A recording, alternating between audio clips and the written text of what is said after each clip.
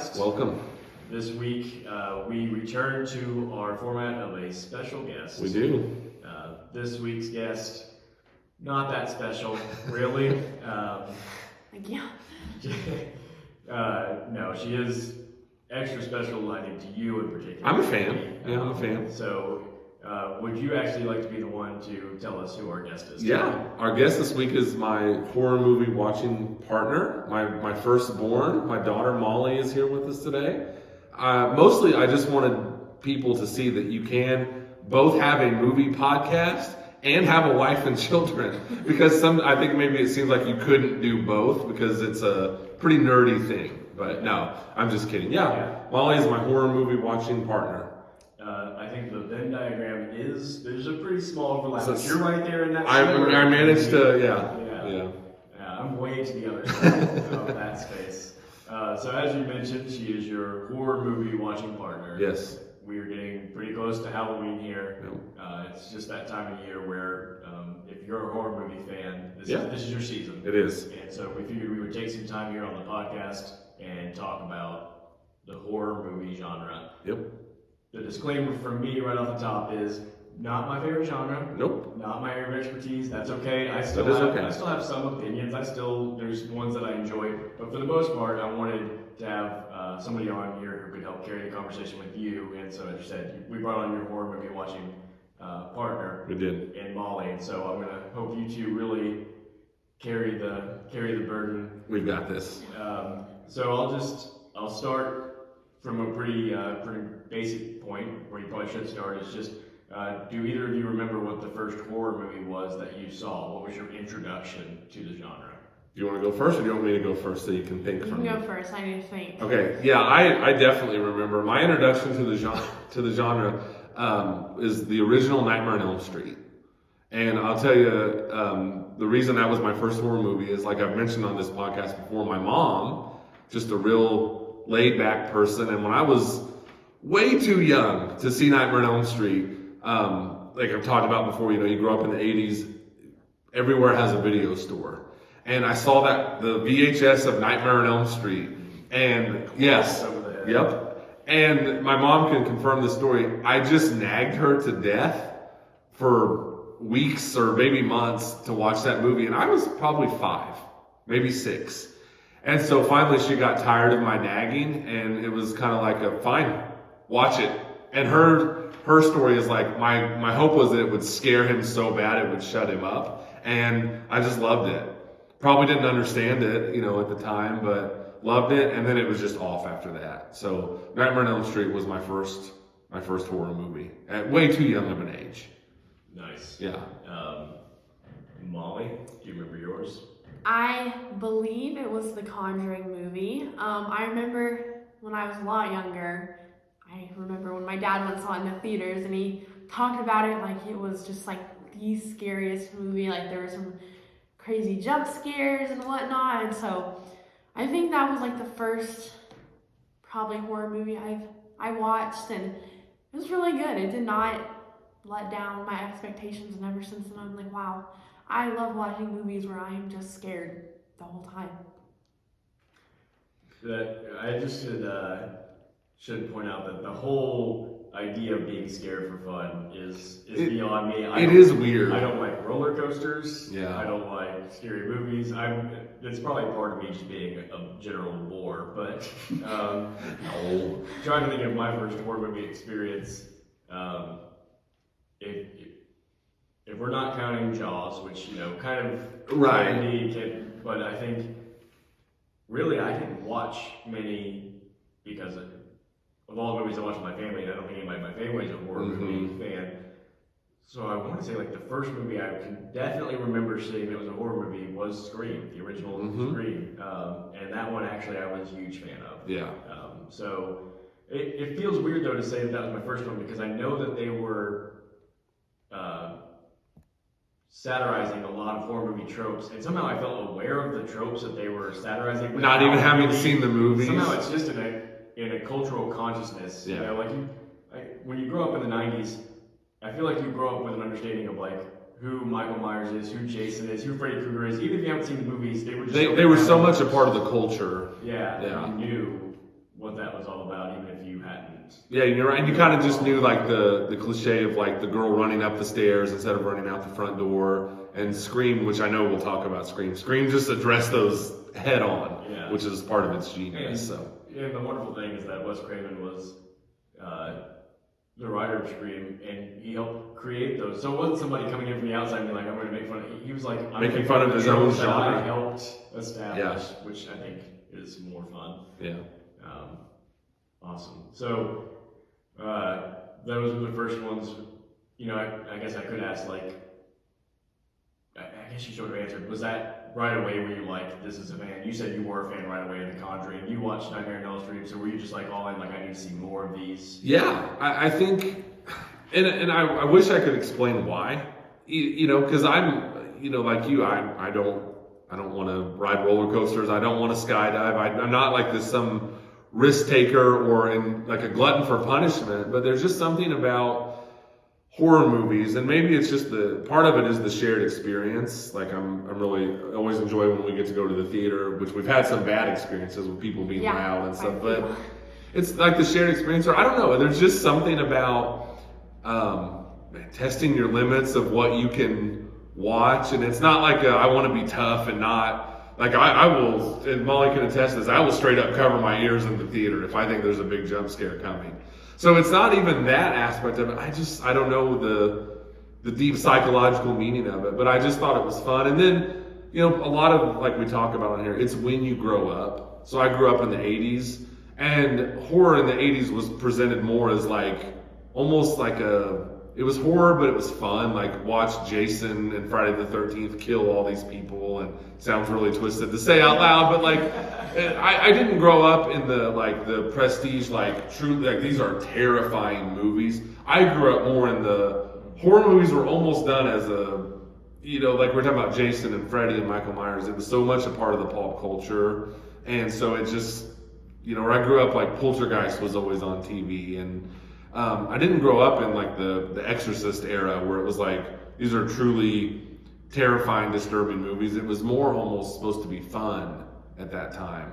So that made me latch onto it. And then you want to expand your horizons, and then you do try and seek out, like, I want to find what is considered like the scariest movie of all time. And, you know, and it kind of becomes like can I do this? Like, can I watch this movie? Kind of almost like a challenge, maybe. I don't know.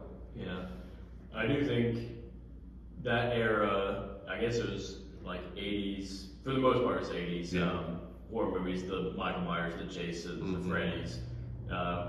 I view it as kind of like the golden era of horror movies. And it really has a lot in common with what we talk about, like being the golden era of action movies too. Like a lot of the same things are true. Like it's sort of cheesy, self-aware, but sometimes not self-aware, over the top, just fun. And like I actually do kind of like that era. Like I went in college, went through the Halloween movies, the whole series with a friend, and like you said, it's just fun. It's goofy. It sounds morbid to be like just the funny ways that Michael Myers kills people. Is this unstoppable killing machine, but like is so slow. You're always like, how does he always catch and kill people? And it's just fun. You just have to you just have to kind of laugh and enjoy it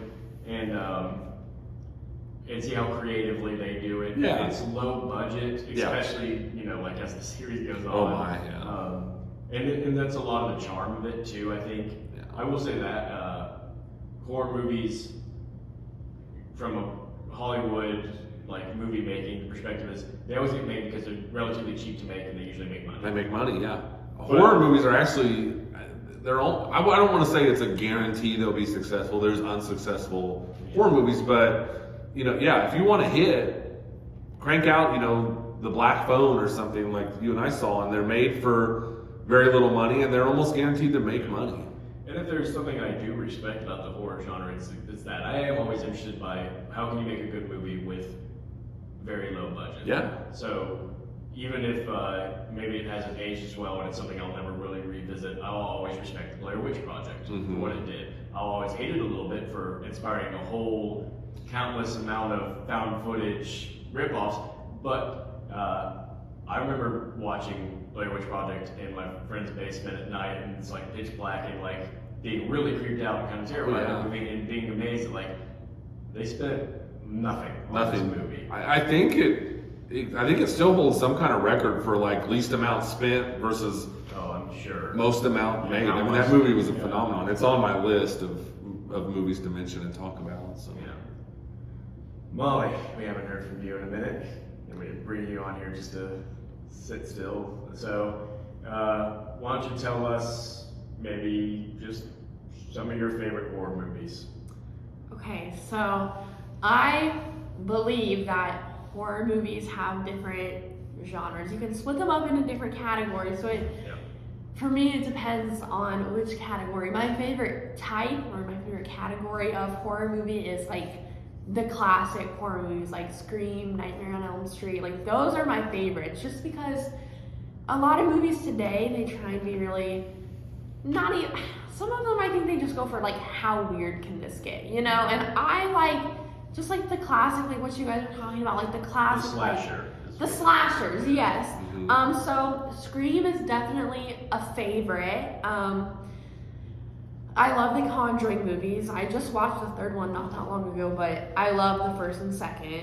The third one was also really good. Oh gosh, I just watched Hereditary. That is a new favorite of mine. That is definitely a new favorite. It was very original. Yeah, that's one that I will admit I really enjoyed that movie. I don't know that I'll rewatch it. I wouldn't but- call it a fun. No. It's the opposite of what we're talking about, like that fun, like cheesy '80s. This is ultra serious, disturbing, weird. Sorry, go ahead. I didn't mean to interrupt. No, yes, that is definitely a new favorite of mine because me and my dad were talking about this after going to see the new Exorcist movie. A lot of horror movies that have come out recently, not very original. I feel like there's a lot of remakes. You see that in Halloween Ends, new Exorcist movie. So I watched Hereditary the other night with my roommates, and the movie ended, and we just sat and we were just like, what did we just watch? We had never seen like a scary movie like that. So definitely, yeah, new favorite of mine. Yeah, it definitely gets points for originality. You won't look at telephone poles the same. Again. No, or having a peanut allergy. Or having a peanut allergy. You can identify with that, Yes. right? Yes. It's got one of the most like seriously this is what he's gonna do moments, but also maybe the most realistic depictions of a teenager when after that happens the kid just goes home and gets in bed. It's like, I'll just let my parents. I'm gonna go to sleep and hopefully when I wake up it just won't be a problem anymore. Yeah, that is such a teenager thing. Yeah. So you named like you went Nightmare on Elm Street, which is my era, and then you're also going Hereditary. So you're covering a lot of ground when you say classics, but it's also. My classics are like the Scream, the Nightmare on Elm Street, but then like another favorite that isn't a classic would be like Hereditary. But my favorite like genre of the horror movies is the classics. Yes. Okay, gotcha. So let's run through some of the other classics and just see what your familiarity is with them. I know you've seen the more recent Halloween movies. Have you ever watched the older Halloween movies? I actually haven't. We went and watched the not Halloween Ends, the one before that. Halloween Kills. Halloween Kills, and it was not terrible. And that was, I think, the first Halloween movie I had seen. I watched a recap video on YouTube like 20 minutes before going into the theater. So The original Halloween though is on your list. We were just texting about it this week. Yes, You're gonna revisit it. I mean, and I know. And I'm curious to see. I'm sorry. I was curious to see what someone of your generation That- thinks about the original. That's why I wanted to watch it, Yeah. just to get a perspective. And I was telling her, like, not to derail your conversation, but like, you have the original Halloween, which is it's considered a classic. And I was telling her, someone much, much younger, I said, you've grown up with so many bad sequels to these classics. And I said, you need to revisit the originals and put the other ones just out of your mind. Just try and take it for what it is. Yeah. And I feel the same way about the original Nightmare on Elm Street. I think people, it's such a scary movie and it's so original and creative. And then it just really quickly got diluted and it just went off the rails. Yeah. So, yeah. All right, so Halloween on your list. I'm going to be crazy curious to hear how you feel about it. Report back to us. Yes. Have you ever watched any of the Friday the 13th movies? I actually this week just watched the original Friday the 13th. Were you surprised that Jason was not the killer in the movie? Are you familiar with who Jason is? Yes, so I knew who Jason was. Truthfully, no clue which movie series I knew Jason, Friday the 13th. Which goes to your point that they became such a part of the culture that. Well, I know when I first saw the original Friday the 13th, I was already well connected with the idea of Jason as Friday the 13th. Yeah. And I remember being surprised. Like, where's Jason? Wait a minute. The original one, the mom's the killer? Yeah. Like, what? I know. So I was very shocked by that the first time I watched it. But I was shocked to learn. I'm always, as you get older, there's always these like little checkpoints where moments happen that make you realize you're old. And this past weekend I was on a soccer trip and was talking to one of our 18-year-olds. And I was like, hey, it's Friday the 13th. And that meant nothing to them? To him. And I'm like, you don't know that that's like sort of a horror movie, like Hallmark? Oh yeah, it's on the Mount Rushmore. Rushmore. No, and I'm like, have you ever heard of Jason Voorhees? Kind of murderer, zombie guy, hockey mask. I'm just like, nothing? Nothing was registered. Wow. And I'm just like, man, again, when I grew up, it didn't matter if you hadn't seen the movies, it was just so present in the there were zeitgeist. Nintendo games. Yeah. There was a Friday the 13th and Nightmare on Elm Street Nintendo game. You're right, yeah. Yeah. So it blew my mind, Yeah. and But you liked Friday the 13th, didn't you? I really liked it. I thought it's You should- slow at some points. You're just like, okay, like it's raining, it's dark, get to the point. But it's really good. I liked it. Andy, you're gonna just do you know what year that first Friday the 13th? 1980. Was it 19? I Yeah. was gonna say I knew it was on the cusp of either late Yeah. 70s, early 80s. 1980. Yeah. So, but I always tell her like, just as from one movie fan to another, I always tell her like, I'm proud of you for being willing to give these old. 1980 seems old to me. Yeah. And I'm old. I mean, to her, it's got to seem like 100 years ago. But you did like the movie. Yes, it just again had like the classic horror movie feel. You really can't go wrong with like counselors at a summer camp. We've said before, like a summer camp Summer is just a camp great movie. setting for a horror movie. Yeah, Yeah. definitely. So I really liked it just because of the classic feel, and then it was cool. And then at the end, you wouldn't expect that it was Jason's mom to be the killer. Also, I was really creeped out that like she also was talking like as Jason. Yeah. At the end, I was like, what? Like, is Jason like possessing her or something? And then when you see Jason come out of the lake at the end, I was like, Did that scare you when he jumped out of the lake?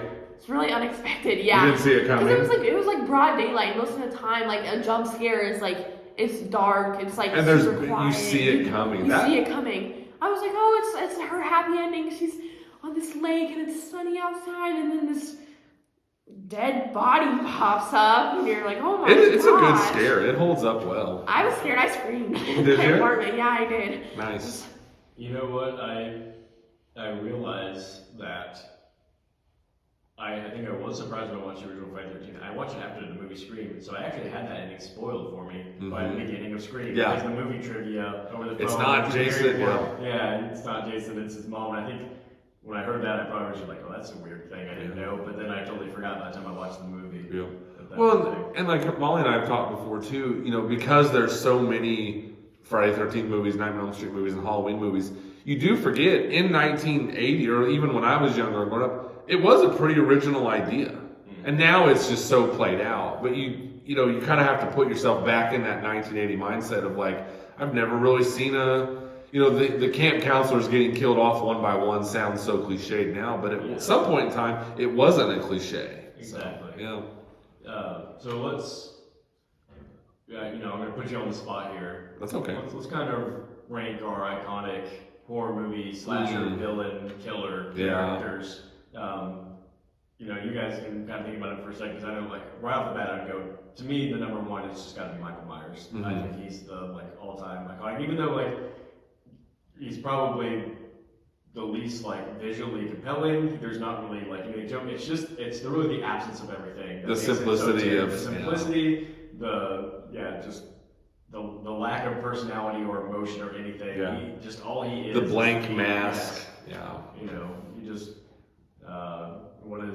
Dr. Loomis saying there's just like pure evil in his eyes. Yeah, Dr. Loomis has so many great lines. He really sells the evil. That was sort of the original. We talked before about one of the best parts of John Wick being when the bad guys describe who John Wick is. Mm-hmm. He's like, kind of building the lore. That's what Dr. Loomis does. Oh my gosh, that's the only reason he's gone. The evil is gone. He just yells stuff like that. The whole original Halloween. So I would put him number one. It might be blasphemous to put this one aside, and it's probably not fair because it's different every movie. But the Ghostface killer from Scream, it still feels like the same character. It's the same look, but just the snarky killer is such. I mean, it's not, I guess, that original because Freddy became the funny killer too. But in the Ghostface killer, I also think it's just a great costume. It is. They struck gold when they thought, and I think it's one of those stories where it's like they just ran to the store and like this mask looks scary. Yeah. So I would go that number two. I would probably go Freddy number three because he's the personality one. He's the anti-Michael Myers. He is. Michael Myers, there's nothing to him. Wisecracks. He's over the top, zany. But back to my point, if you watch the original, he's real subdued and he's scary. You always see him in the dark and the shadows and stuff. And I could rant for 20 minutes about how all those sequels kind of, like I said, watered down the original creation of these really cool killers and movies. But I won't. And that's fair. And then Jason feels like it's slight to put him all the way down at 4, but I would put him down there. Maybe that hockey mask was so iconic. Yeah. And not that he only ever used a machete, but just if you want to dress up as him, I feel like the standard costume was hockey mask and machete. Oh yeah. I still see kids doing that today that probably have never seen those movies, but they know the hockey mask machete look. And this is where I really expose my weaknesses. I get to about those 4 and I just stop. No, I don't think that exposes your weaknesses at all because those are the 4. I think those are, some people would say like Leatherface from Texas Chainsaw Massacre, but I think your 4 are right on. Jason, Freddy, and Michael. And it's hard it would be so hard for me to rank them because I just grew up with those were the 3. Yeah. And then, kudos to Scream for kind of inventing a new one. And he just, Ghostface, even though, like you said, it's different people in all the movies, spoiler alert, but he quickly broke into that category, I think. I don't think it exposes your weaknesses. I think those are the four main eventers right there. Well, thank you. Yeah.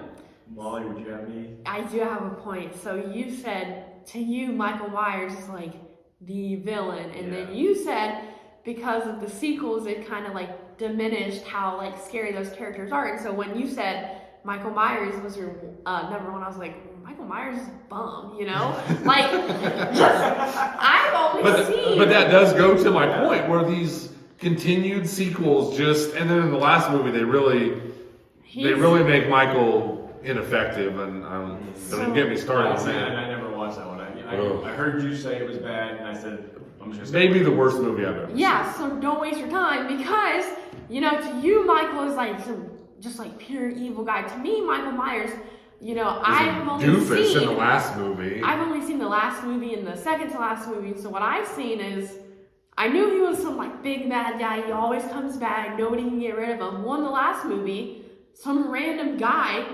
crawls down into his sewer that he's living in and just can beat him up all of a sudden. This is Michael Myers. I know he's an iconic character, a villain. And so throughout all these movies, he can be killed. He keeps coming back. Well, then this bum named Corey, if you haven't seen the last movie, this guy's named Corey. He's a bum, and he just beats the crap out of Michael Myers. And versus Ghostface, to me, Ghostface is my number one, just because I went and saw the last one. Scream 6. And then you go back and watch the original. Ghostface is still just as the opening scene of Scream 1. Ghostface, an all-timer. The opening scene of Scream, the original Scream, is an all-timer. Yeah, I would agree. Yeah.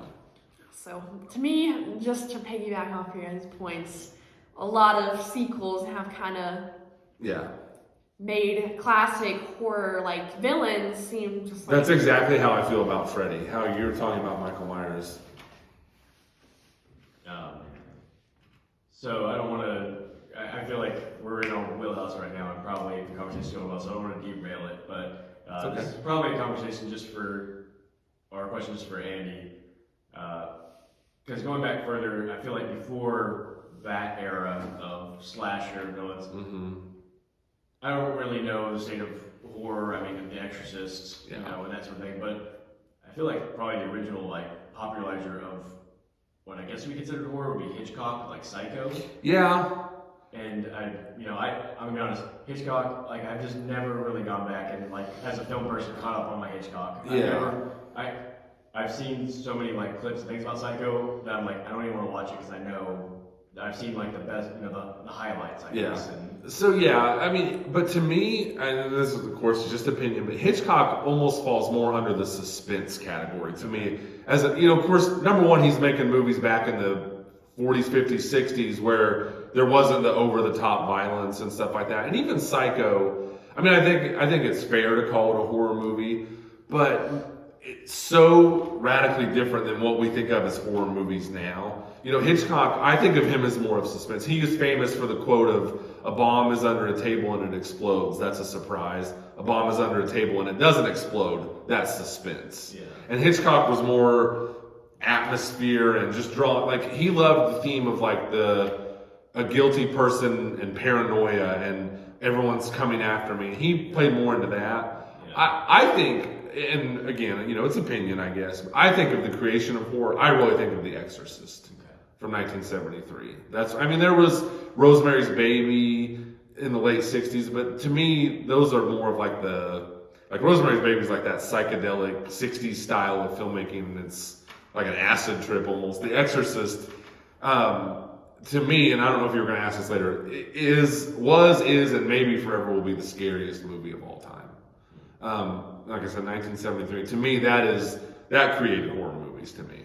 Yeah. Confession, I've actually never seen The Exorcist. Oof. So, Molly, have you? No. You've seen the most I've recent. seen the new Unfortunately. Exorcist. Yeah. Which again plays into our point of how these lifeless, pointless remakes are ruining the original for the younger generation. Yeah, that one. I hope I don't get this story wrong, but I believe with the original Exorcist, when I was a kid, my dad told me that like he watched the movie and Like, you know, don't one of those, watch like, this. One of those like I don't know, he was directed told not supposed to, but he knew it was kind of like a controversial film. Oh yeah. And so he kind of wanted to watch it just to see what it was all about. He's like, and he just, you know, nothing dramatic. He was just like, it was just, I just felt very uncomfortable. It's Yeah, a you know, very upsetting movie and to I'm watch. Like, okay, like, you know, again, I wasn't like a horror movie fan, so I wasn't like, oh, but I gotta. I was just like, all right.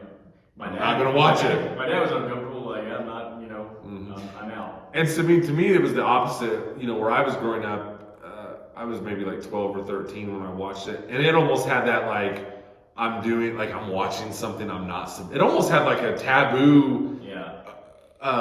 You know, just there was like a taboo around that movie of like, oh my gosh, like you're gonna watch The Exorcist, and you know, you read these stories like when it came out of people like literally fainting in the theater. I'll tell you, like that movie is shocking now. I cannot imagine what it was like to watch that movie in the theater in 1973. Yeah. I can honestly imagine people losing their minds because it's a shocking. It's such an intense movie in 2023. I can't imagine 50 years ago. Yeah. But yeah, you know, we're talking about like Friday the 13th, like, oh, it's fun to get a bunch of people together and watch Friday the 13th. I'm not saying it's a fun time to sit down and watch The Exorcist. Right. You know, it's wild. Yeah, that's before the sort of campy, let's have fun with it. There is, you know, that movie takes itself 100% seriously.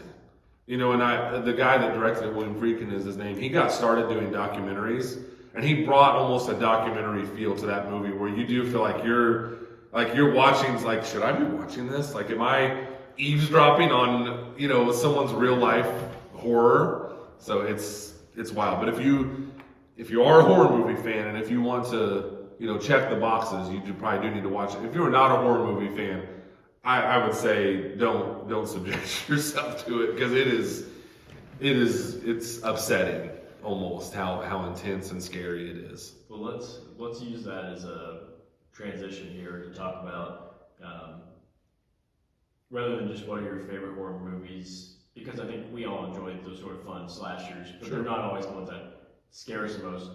What are some of the movies that you can think of that really did scare you Okay. the most? Do you want to go first, or do you want time to think again while I talk? I'm gonna have one right off the top of my head.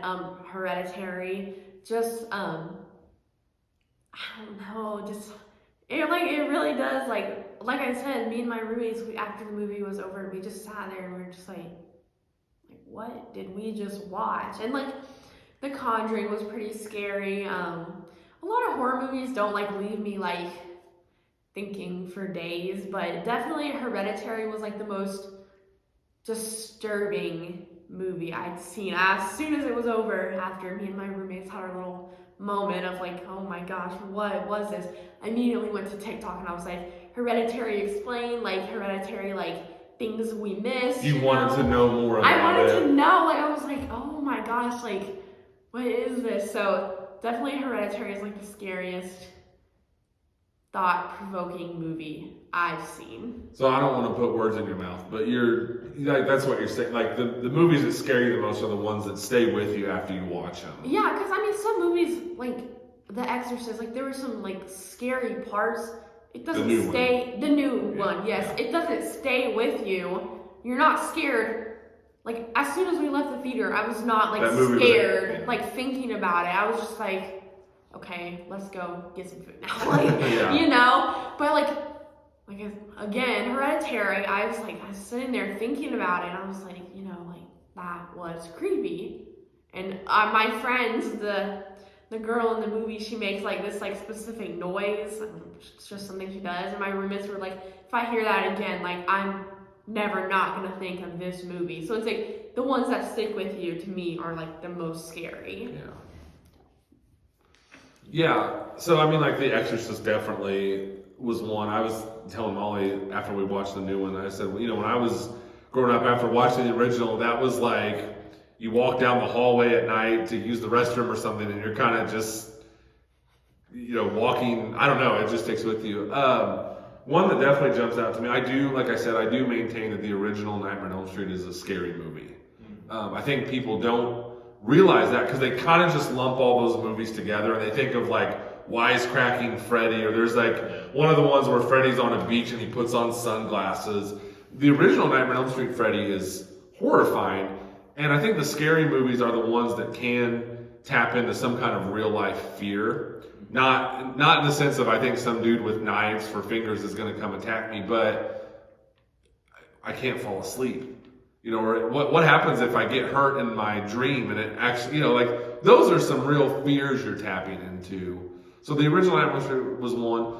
One that people may have a hard time understanding how scary it was at the time is the original Blair Witch Project.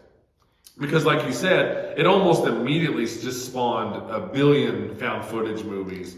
And I'm telling you, in 1999, there weren't found footage movies. And that movie came out and it legitimately tricked, like some people thought that movie was real. And when I saw that in the theater, I remember there's one particular scene where the girl, Heather is her name, she's, you know, their tent is getting shook and it's shaking, and they just take off running out of the tent. And there is this scene where she is running, and she's, you know, the other guy's filming still, and she looks over and she goes, "What is that? What is that?" And she says some more colorful words than that, but she sounds so scared. And the camera doesn't pan over to see what she is seeing. And she sounds, and I remember for real in the theater, like the hair on my arm stood up. And like I got like goosebumps on the back of my neck. That was so scary in the time, at the time and in the moment in the theater. And that was a movie where I left it and I was just like, oh my gosh, that movie was horrifying. Now, you know, it's probably a whole other debate whether that movie holds up just watching it on a TV at home. You know, with all these years later, obviously it's not real and everything, but in the moment, Blair Witch Project was scary.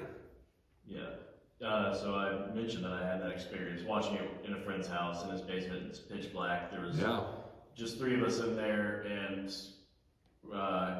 it's so atmospheric. Yeah. You know, like you said exactly what I was gonna say is it's much about what you don't really see. Even like you don't see anything. Even when they show you, and the footage is kind of grainy, and you're kind of like, what am I looking at? You're squinting a little bit almost. It makes it scarier. But then I had the experience of watching it with friends in college, and it was like in a hangout TV room, or a whole group of us together piled in. We all got snacks and stuff. Yeah. And we started watching it, and some of us had seen it. We're like, "This is really scary." And we're watching it, and we're like, "This is really boring and lame." Yeah. The way you watch it, and that's when I realized, like, the way you watch certain movies like this really impacts. Yeah. And you need that like pitch black. You need to feel like you're a little isolated and alone to like heighten those senses. If you're just gonna like hang out and you're very aware of the people around you and the snacks and stuff. It does just lose takes you something. Right out It of does. And so that's such an important part of horror movies. Which also to me, like, I never go see horror movies in theater.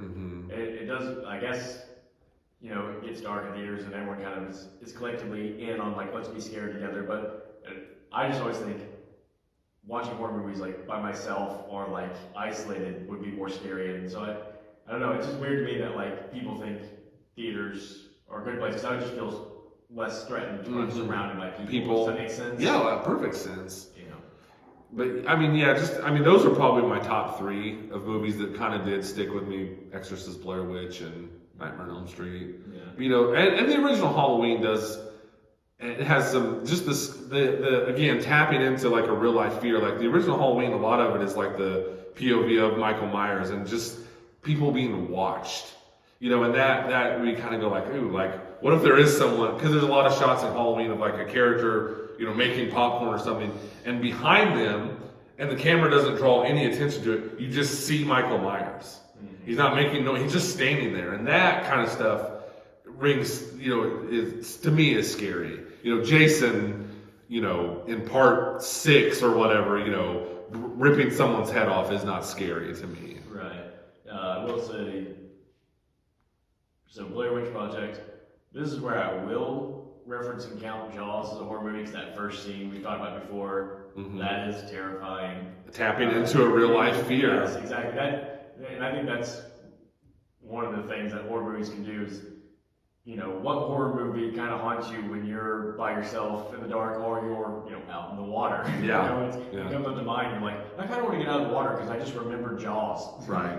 And as I've said on here many times, I think Jaws is the greatest movie ever made. I did kind of set it aside for the horror movie conversation, but I think if you wanted to get technical, you could qualify it as a horror movie. Yeah. The Shining, I just popped into my head. You love The Shining. I love The Shining. I completely forgot about it. Yeah, I love The Shining. That's one that I don't know if even scared me is the right word, but that's one that stuck with me, like you were talking about. It's weird. It's so weird. It's so just there's some crazy, disturbing, some weird images up on the screen. Of course, the famous like blood coming out of the elevator, but there's the twin girls. There's that amazing shot where the kid's on his tricycle and he rounds the corner, and that's a top tier one for me of just quality and like, oh, that was scary. Like that was a disturbing movie. Yeah. Another one that I think of is, I don't even know if scary is the right word, but uncomfortable. And this is a movie that like I didn't enjoy, and I wouldn't say is a good movie. It actually, to me, represents the shift from what Scream brought and that sort of late 90s slasher that I think had a lot of fun, but there was a lot of spin-offs, or not rip-offs. There was I Know What You Did Last Summer. There was Urban Legend. There was a whole bunch of them. Yeah. And so I was actually kind of like enjoying horror movies in my mind at that point. And I remember the movie that represented the shift to me of the next phase was the remake of the Texas Chainsaw Massacre. It had Jessica Biel in it, and like I remember watching it going like, boy, this doesn't have any of the fun of those movies, and it's like kind of gross and scary, and it was so uncomfortable. Yeah. And that's when I realized we're moving into that more gore like. And then Saul just took the ball and ran with it. And all sorts of movies like that, and I'm like, that's when I was like, I'm out on horror movies, because that stretch to me was like my least favorite stretch of horror movies. You feel the same, don't you? I hate the Saw movies. Like to so me, talk about that for a second. To me, they're not scary. They're stupid, unrealistic. I would understand like if they were just one. Like it's an original idea, and like of course it's not realistic. A lot of horror movies aren't. If they just stuck with like one or two, that would have been like cool. I'm sure it was original. Like when it first came out. But then after the 10th movie, it's like they're just trying to see how gross they can be. It's like how gross can you be? No doll is gonna ride out on its little tricycle and be like, well, you have to cut your hand off or you're gonna die. Yeah. It's so But they've run their course. and her and I talk about this a lot, and we say this a lot. Don't mistake gross and gory for scary. And you're right. There was definitely a shift, and I know exactly what you're talking about with that Texas Chainsaw Massacre, where it's like you almost just feel like dirty after the movie. And like you go back, like it's not like Nightmare on Elm Street's like, boy, I feel great after that. But those Saw and like the Eli Roth movies, like Hostel, I hate those. They just brought like I don't know what just a grossness to them, and there was just nobody had any redeeming qualities in those movies. Everyone, like all the guys are just scumbags and jerks, and the girls are just there to have very little clothing and stuff on, and you just leave those movies and you just go, ugh, gross. Yeah, there's nothing. But that was a thing for a while.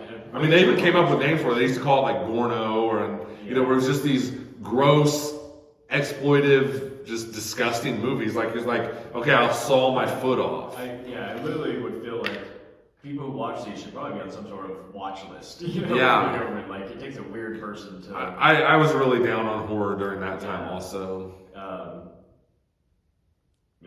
So. Yeah. But you bring up the Saw sequels kind of ruining the franchise. Like it would have been good if it stopped at one. I would still maintain if they would have just made Saw 1, people would look back on that kind of fondly, like, you know what, that, and I told Molly, I said, when Saw came out, they marketed it as like, this is going to be like a gross movie. And I'm not saying there's not a place for that if you like movies and you like horror movies, and then just instantly Saw, once a year, for like 8 years, we got another Saw movie, and they just became disgusting. I mean, just gross. Another franchise, which I guess is a horror movie that I feel like the same way. If there was just one, I'd probably still look back on the one fondly. Not saying it's a great movie, but it's the Final Destination series. Because the original one's like it's kind of sort of. It was a cool idea. Like, it was. I like the original, and now like when I see the Final Destination movies coming out, and maybe they've stopped, but it felt like they were making them forever. They made a lot of those. I was just so not interested in it continuing on because it was the same thing. It was like there's no more novelty in what we're doing here. It's just how crafty can we get with how gross we kill. Like there's that one where like the two girls get stuck in tanning beds and they just burn alive, and you're just kind of like, well, that was just gross, like, and uncomfortable, and yeah. I would add the Purge movies to those categories. You would? How many? Yeah. You get it? There's a purge. How gross can you kill someone? So it's just like. So we do all seem to agree that we're not interested in that genre of just nastiness. And the biggest thing too, like in the 80s, they would make those movies that were Jason chopping heads off and stuff, but the characters were kind of in on the joke a little bit, kind of almost winking at the camera, and then they were kind of trying to combine like realness with that griminess. And like I said, you get like the Eli Roth movies and stuff, and all those characters are just awful, and you don't like any of them, and they're just I think that was a low point for horror, just that gross, gritty, grimy. I don't know if you guys have ever seen this. There's like a horror movie, like Iceberg Chart, like the top is like the Nightmare on Elm Street, and then it gets like like your Human Centipede, just like nasty, and like at the bottom of the iceberg. I'm sure like I had never heard of the movies, but like I would like look and I'd be like, what are these? And I'm sure they're movies you have to go on like some really sketchy websites to watch, because I think some movies are just like weirdos just trying to make some weird movies. Yeah, that definitely exists within horror. I just want to see how gross I can get and how far I can push the envelope, and I'm down on that. Yeah, I'm not here for it. I mean, again, why Scream is one of my favorites of the genre is there's so much wit into it. Yeah. I mean, it's like those movies are just, there's no wit whatsoever. Oh, there's just, like Scream, like I don't mind hanging out with these characters. Usually there's the wisecracker, there's, the Scream is so smart, they always put the, like they did it with the Randy character in the originals, and now it's the, I don't remember the sister's name, like there's the brother and sister. Oh, yeah.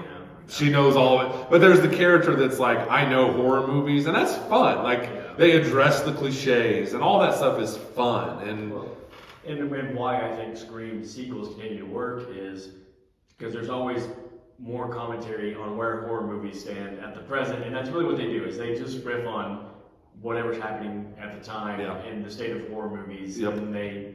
It's so smart, and I think that's why Scream will be able to carry on for a while. Yeah, because they were able to sort of reboot the franchise at Scream 5 and talk about reboots. Yeah. or rebranding. Yeah. Whatever they call it. They have a whole discussion of what is this? Requels. technically? That's a big yeah. Exactly. Yep. So the fact that they could actually, in a meta way, talk about it Yeah. in the movie Yep. is the wit that sort of made it work. Yeah, which, why I'm 43 and I can talk about how much I love Scream, and she's 17 and she can talk about how much she loves Scream. I mean, they just have a nice appeal. Yeah. I do want to throw back and say I can't believe that I left off of the horror movie icon list Leprechaun. What an embarrassment for me. I'm embarrassed for you. There's like 9 of those movies. I know. And truth be told, I've never seen a whole one. Did you know there's a horror series called Leprechaun? I did, Okay. yeah. Okay, well, if you haven't seen them, you're not missing much. No, you're not. No. Those movies, at least, though, they at least knew not to take themselves seriously. And they, I think maybe the most famous title for that series is Leprechaun in the Hood. In the Hood. And then there's there's one called Leprechaun Back to the Hood, I think. I'm pretty sure. There's also Leprechaun in Space. Yeah. They didn't take themselves too seriously, to say the least. Not at all. Leprechaun in the Hood. Wow. Yeah, check it out sometime. Okay. Actually, no, you're not missing much. No, it's definitely one of those more like, you get the sense that they just were like, wouldn't it be funny if we made this? And then they just took the joke. I mean, there was definitely a a period though where there was that just horror that wasn't taking itself seriously at all. Yeah. And you got like your Leprechauns. Jason eventually went to space in one of the Friday the 13th movies. Yeah. I mean, they definitely had that period where they just weren't taking it too seriously. And that's to say the probably, least. honestly, one of the things that helps maintain, for me, Michael Myers at the top is, I'm not saying all the Halloween movies and their iterations have all been good. There have been a lot of bad ones. They never quite went. They didn't jump the shark. They never jumped the shark. Michael was never on the beach. Michael's never been in space. He's never thrown on sunglasses. He hasn't. Just, yeah. Molly's right though. They really neutered him. They really neutered him in the last movie. It's so disappointing. It is disappointing. How do you do that to one of the all-time? To a legend. Yeah. Have some respect for Michael Myers. Come on. Yeah.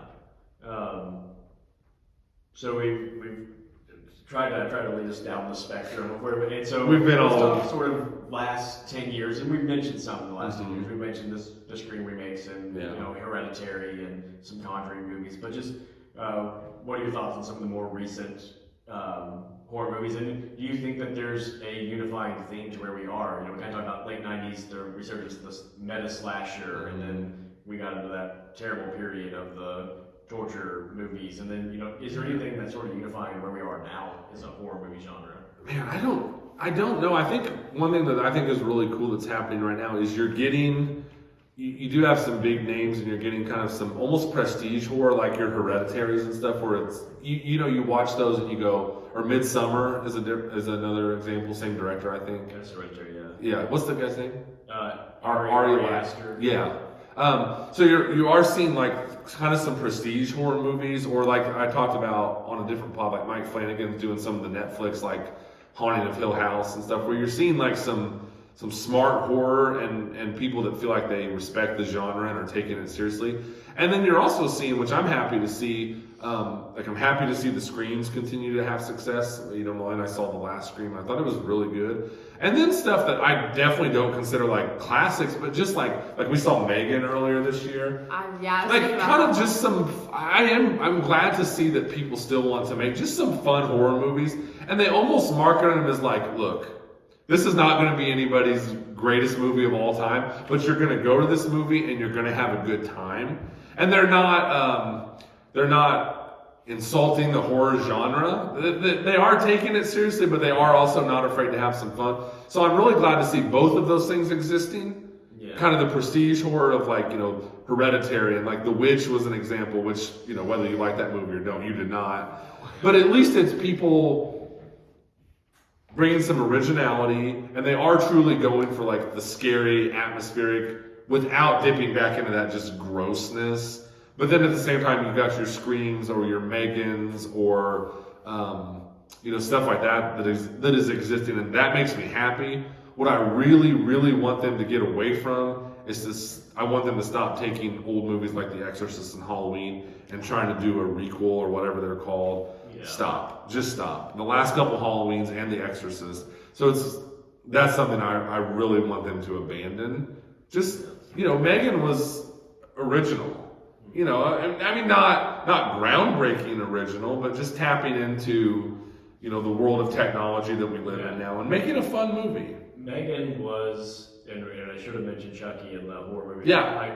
Oh, hey. Are we maintaining everything here? We just had a little bit of a... Did we talk too much about The Conjuring? Did you... Everything still seems to be working. Molly, have you summoned some evil spirits? I don't know what just happened. I'll tell you what it is. It's the leprechaun. You made fun of Leprechaun, Jeremy, and now he's after us. Oh, no. Leprechaun in the church. Leprechaun in the church. The new Leprechaun movie. Oh, my gosh. The power of Christ compels you, Leprechaun. Right? So, where were we? Oh. Megan, you were going to say something about Actually, Megan. Megan was the modern retelling of Child's Play. The attempt at the modern telling of Child's Play wasn't. Because I didn't like the most recent remake of Child's Play. I thought that was stupid. It was bad. That was and really then Megan, bad. I was like, it was basically the same movie, but they did it better. They did it way better. They were having some fun with it. So that, to answer your question, like current, like last 10 years, that's what I see. I see the prestige stuff that is doing well, like A24. I haven't seen all those movies, but those movies are doing well. And then I see glad to see that there's still directors and movie makers out there that want to make fun horror movies that, like I said, that aren't insulting the genre. Yeah. So I'm happy about that. All right, here's what I'm going to do. I'm going to throw out some movies at you guys that I haven't seen, but they're ones that I would hear a lot about. Okay. And I was like, even though I hear a lot, I'm just not a horror movie fan, so I think I'm going to skip. Actually, the first one I did see, but I want to make sure we mention this because it falls definitely under the prestige, and we talked about it before, is Jordan Peele's movies like Get Out. Yes. Which I can't believe I haven't talked about Jordan Peele yet. It's such a genre blurry movie. We definitely need to shout Jordan Peele and what he's doing in the horror genre, and he's been awesome. He has.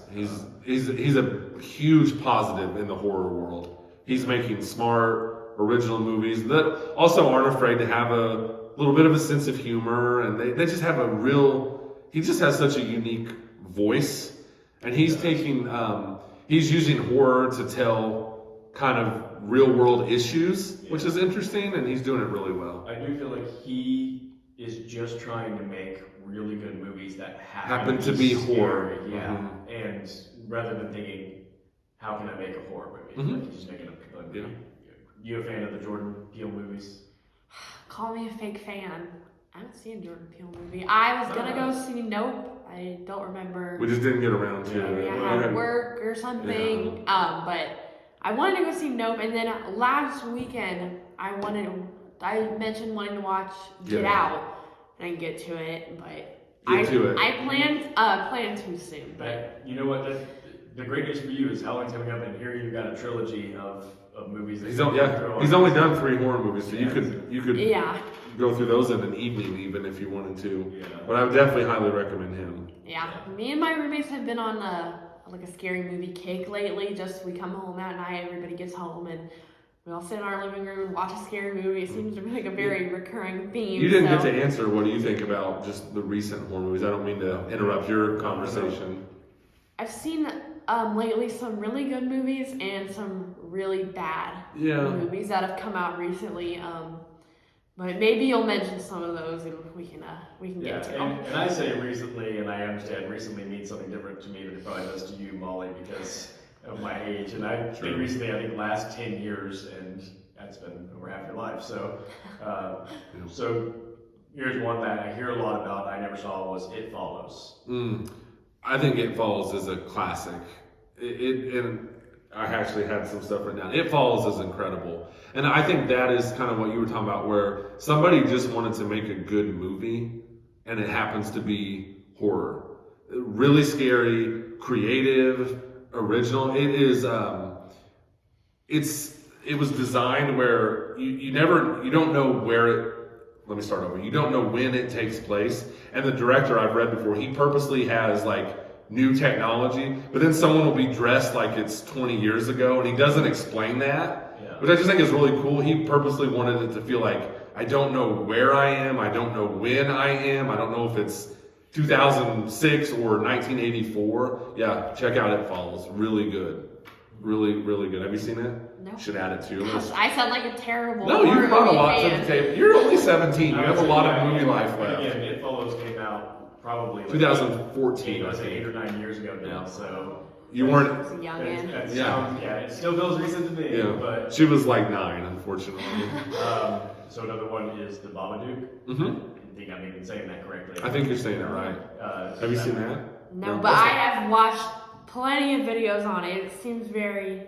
It's scary, and it kind of falls under that category, like I was talking about, of like it feels kind of prestige, like someone who's clearly smart, and that's a movie that uses like divorce and the absence of a father to kind of tell a horror movie story, to tell the story through horror.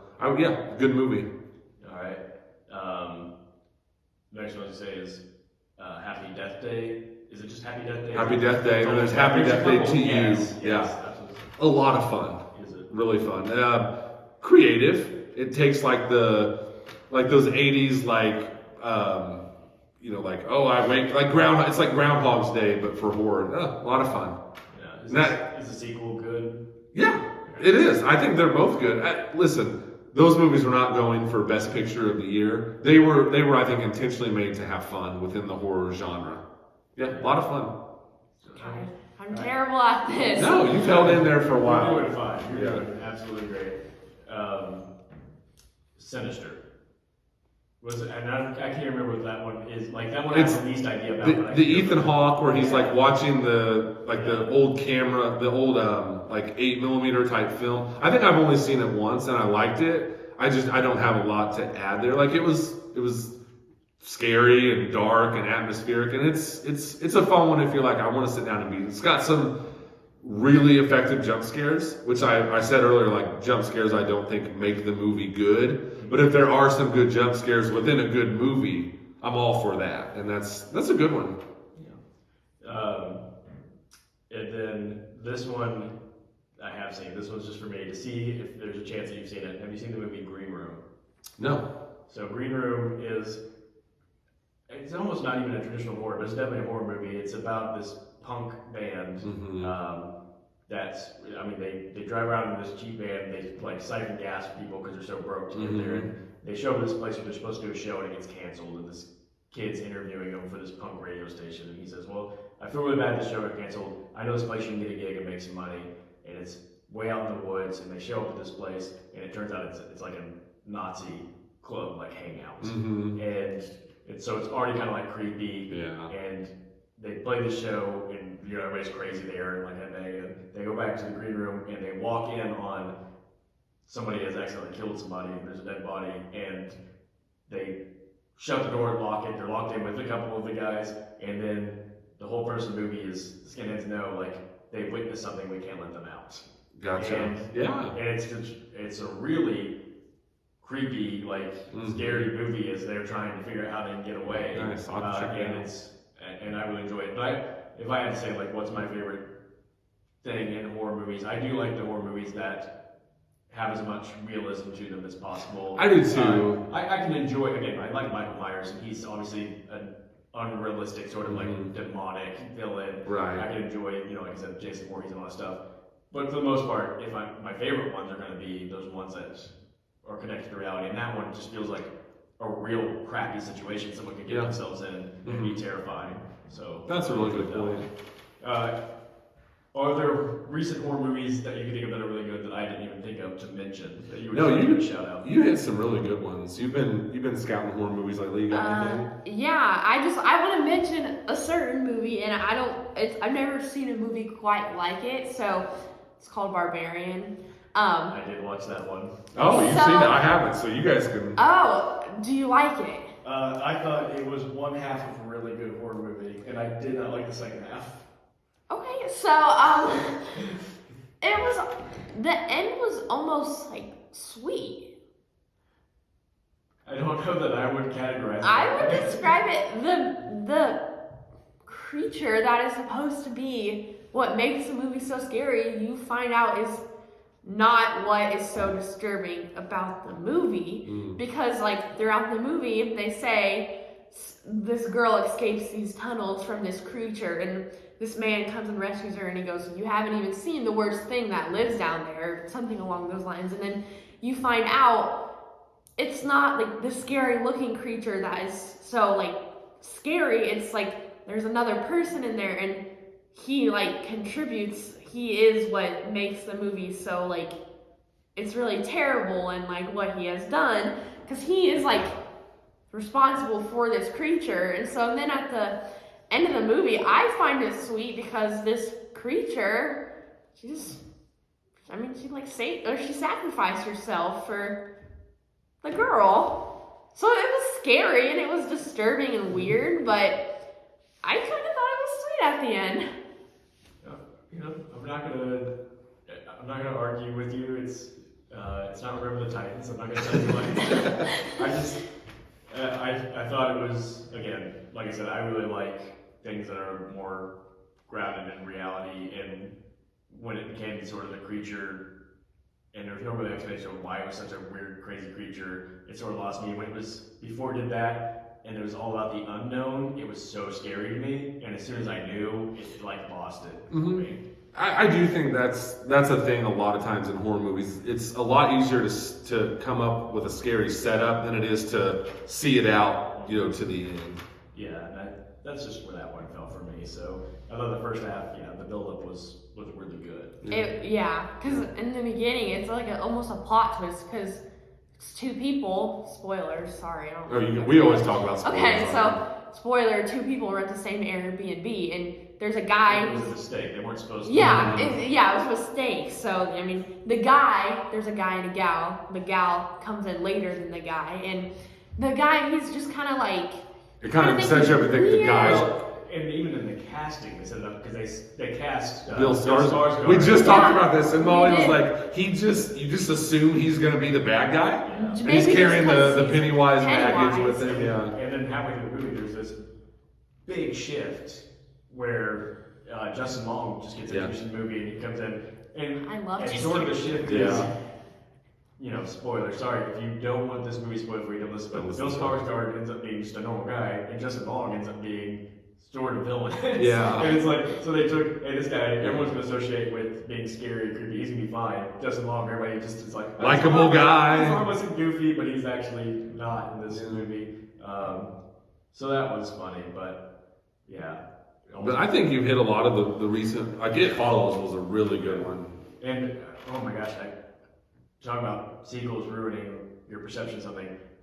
I didn't even mention It, which I'm sitting here wearing a shirt, which is from It, the kid's cast that the girl signs loser and he fixes to say love. Yep. I thought the first It was really awesome, good. And the second one was terrible. It was just a huge letdown. Oh, and that's kind of what I mean, where sometimes you can, like, the original idea and the build-up is great, and then when you see it out to the conclusion, they just don't, the great horror movies, I think, stick the landing.